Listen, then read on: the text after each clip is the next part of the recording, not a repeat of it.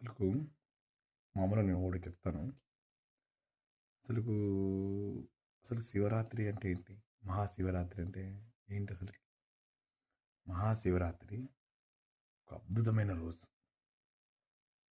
నువ్వు ఏదో బర్త్‌డే ఫంక్షన్‌లకు 12 అయింది డాన్స్ ఎంజాయ్ చేయాలని కాదది. అది అక్కడ కాదు.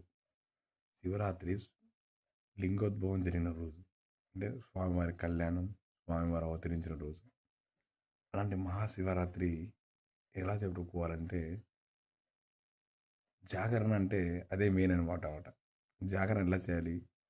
ఆ రోజంతా, ఆ క్షణమంతా ఆయన ధ్యానంలో ఉంటూ, ఆయన ధ్యాన నమస్కారం చేసుకుంటూ, ఓం నమః శివాయ అంటూ, ఏదైనా నీకు నచ్చిన ఆ యొక్క మంత్రాన్ని జపిస్తూ, ఆ యొక్క ఆయన సన్నిధిలో మనం ఆ రాత్రి గలిపి, ఆయన కళ్యాణం చూసి, ఆనందించి, తర్వాత వచ్చేసేయాలి.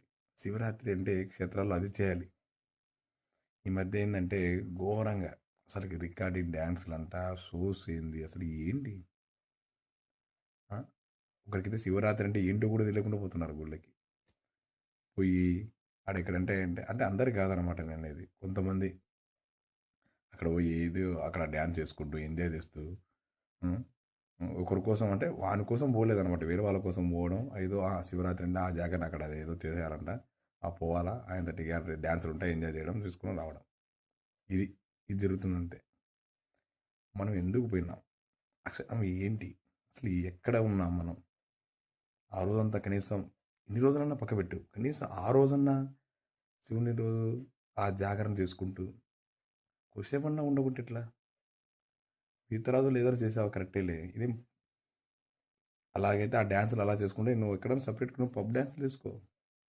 ఇక్కడికొచ్చి గుడి దగ్గర అక్కడే డాన్సులు ఎగురుకుంటూ అసలు ఎంజాయ్ చేస్తూ ఏంటిది? ఒక భక్తి గీతాలు లేవు. అసలు ఒక విధంగా ఒక భరతనాట్యం గాని ఇట్లా ఇట్లా సాంస్కృతిక కార్యక్రమాలు కాదవి. ఉన్నాయి. కొన్ని కొన్ని గుళ్ళో ఉన్నాయి ఇట్లా. అన్ని దాంట్లో లేవనలేదు నేను. అసలు మారండిరా నాయనా! అసలు మనం ఏం చేస్తున్నాం? మన సంస్కృతి ఏంది? అసలుకి ఏంటి అసలుకి అర్థం కావడం లేదు. పోవాలి, ఎంజాయ్ చేయాలి, రావాలంతే. వాడేదో పిలిచాడు. ఆ శివరాత్రి అంటే అటు జరుగుతుందంట. డాన్స్ జరుగుతాయంట. డాన్సులు జరుగుతాయంట. ఎగురుతారంట బాగా. చూడాలా, రావాలంతే. ఇది. ఎప్పుడన్నా మారండి. కనీసం ఆ రోజన్నా ప్రశాంతంగా గడపండి. శివరాత్రి రోజు శివుడిని ధ్యానించండి. ఆ లోకాల నాయకుడిని, లోకనాయకుడిని జయించండి. ఓకే. జై హింద్. అది మీ ఇష్టం.